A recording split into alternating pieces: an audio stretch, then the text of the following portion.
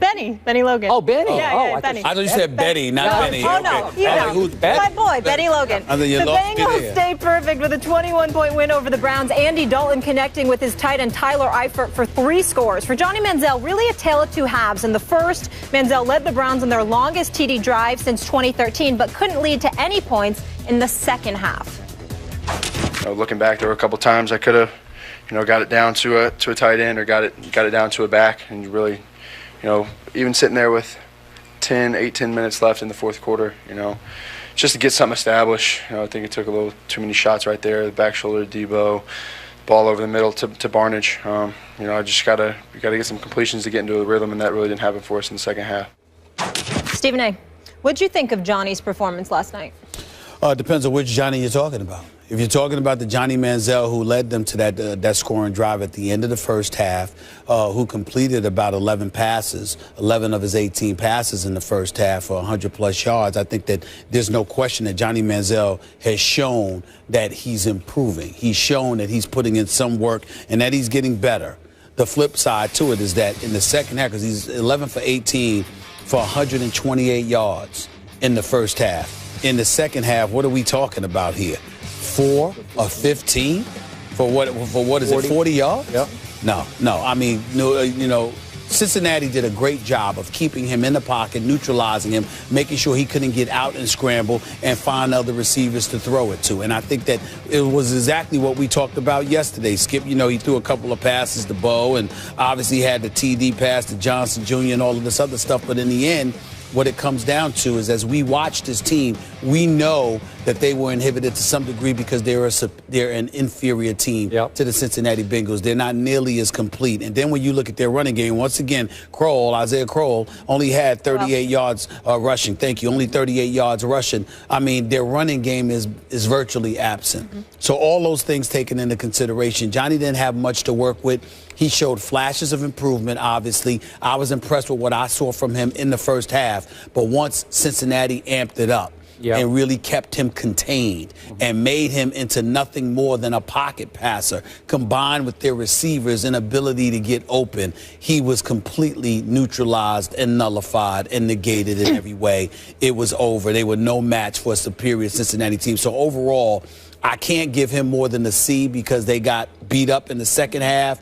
But I saw enough in the first half for me to say I'd like to see how he would be if he had some weapons, meaning some, the Josh Gordons of the world in the lineup, along with an offensive line that could do a better, or even a better running game to some degree.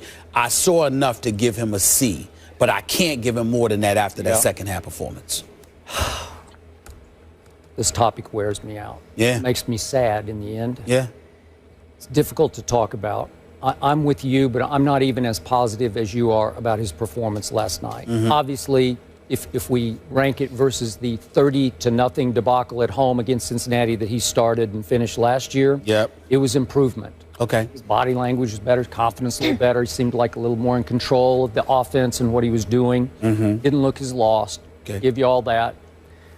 But I didn't love the way he played overall. I just didn't love it. Mm-hmm. But I'm with you. It's hard for me to react at all to this because I'm going to say it again. He is playing with the NFL's worst group of running backs and receivers. Nobody has a worse group of skill, quote-unquote, talent than Johnny Manziel is stuck playing with at this point. Right. I'm going to say this again. He is playing for a coach and a GM who did not want him. They did not want to take him with the 22nd overall pick. That came from the owner, Haslam, on draft night in the war room. So he has been, to me, doomed from the start in Cleveland. And he's obviously playing for an organization that seems doomed just as an organization. It's just so dysfunctional. It's such a mess. Yeah. And after the game, I thought it was fitting that Pettine went Jay Gruden on RG3 last year. Remember when Jay Gruden used to rip RG3 or just be so condescending and dismissive of him? And so last night, Pettine dismissed Johnny as inconsistent. Okay, I'll give you that. He said he's got to do a better job of throwing from the pocket. Okay, I'll give you that. But then when asked, will Johnny start when they play again in what's 10 days away from now, Pettine said, we will assess what pool of players are available. What pool of players? So we're talking about a former first-round draft pick here, and he is relegated to a pool of players. maybe somebody on the practice squad, maybe one of our second, third, fourth stringers will be ready. Maybe Josh McCown. We'll see what our pool is before we decide whether Johnny's going to get another start. That's as dismissive as you can get from a head coach. So my bottom line again is I don't think Mike Pettine will be there next year. I could be wrong about that, but it seems like he's got one foot out the door because that team is so bad. And I'm hoping Johnny won't be there next year. Well, both of us are hoping Johnny won't be there. That's number one. Number two, to get back to him, improvisational skills were there. In the pocket, he didn't seem as impressive. The offense clearly looks like it's run with a bit more efficiency with Josh McCown up in there as opposed to Johnny Manziel. But I think that, Skip, I would say this. We spend so much time feeling sorry for Johnny Manziel. Is it time that we should all feel sorry for Mike Pettine? And the reason I bring that up is because, like you said, he didn't want Johnny Manziel, all right? It was forced on him. This man, and then Josh Gordon, with his obviously substance abuse issues. Yep. So that had something to do with it. When you look at it from that perspective, and you've got two primary weapons alone, and then obviously, you've got some issues with injuries in your secondary on the defensive side of the ball. I mean, to me, Mike Pettine, and then you got the whole Farmer issue with, getting in trouble with the league and all of this stuff. Everywhere you turn, Mike Pettine has had to work around all of this, along with an owner who won't just cut the check and stay out the way. He actually interferes because he thinks he knows a thing or two about football and what football decisions should be made. Maybe. A legitimate argument could be made that Mike Pettine has been undermined to some degree. Not intentionally or anything like that, but the environment is so dysfunctional. Let us remind our audience that Kyle Shanahan was the offensive coordinator on this team. Got let out of his contract. That does not happen with offensive coordinators. He wanted out, got let out, and immediately landed the job in Atlanta. So when you look at it from that perspective, everybody wants to jump ship. And this is what Mike Pettine has to deal with because by and large, it ain't because of him. It's because of what goes on above him and how it interferes, how it interferes with what folks are doing below. All right, those are fair points, but I don't have a lot of respect for Mike Pettine as a head coach. I think he was a pretty good defensive coordinator who's in a little over his head as a head coach. And I'm not saying you're wrong. I'm saying I don't know that because I don't know how much of a chance he's had to be a head coach. All right. That's my issue with Mike Pettine. The bottom line of sadness that I felt for Johnny last night was, do you remember if we could see this after his touchdown pass? He went over by himself on the sideline and did like an air chest bump to nobody. Nobody. Oh, I thought he did that. I thought he did that on purpose. Well, he's just doing it. He's celebrating by himself. That's right. Okay. Okay, that's a guy. But there was a couple of guys that greeted him once he came down. I don't think so. They were right there. They were right there. He did it by himself.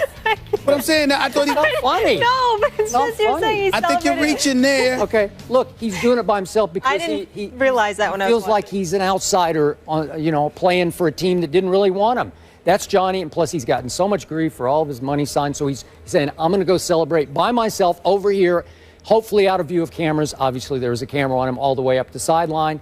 I thought that was telling because that's Johnny's mentality right now. It's me against the world in Cleveland. I got nobody backing me. Nobody's behind me. Nobody's on my side in Cleveland. Coach certainly I'm alone. Well, I know for a fact he'd like to be gone. Well, for sure. He'd like to be gone, like to be in a better situation. There's no question, and I don't blame him one bit. I'd actually like to see him in Houston. I would too. And the last thing, the one great thing we saw from him, to your point, and I want to push this. This kid has rare quickness and elusivity because I'm sure the Bengals' whole plan was you cannot ever let him out, and he was getting out at will. Sometimes he got out in the second half. He didn't make a play. I couldn't tell. I really, really couldn't tell. What they had in the second half, one first down maybe? Yep. I mean, it was bad. He missed some throws. But the point is, I still think he can play somewhere else. He needs a fresh start. I'd love to see him get a shot down the stretch with the Browns. I know it's not the greatest team just to continue starting, but I don't think that's going to happen as soon as McCown's back. I'd personally prefer to see Johnny Manziel on the bench because he has nothing to work with. I don't care how great you are as a quarterback. Even if you're great, if you don't have anybody to throw the ball to because they ain't open, it doesn't make a difference. Yeah, fair enough. There were a couple that the receivers should have gotten. Moving on, Derrick Rose back in old form. He scored 29 points in Chicago's win over OKC last night. Will he keep it up? We'll discuss that after the break. And we have you covered heading into another sports weekend. Check us out on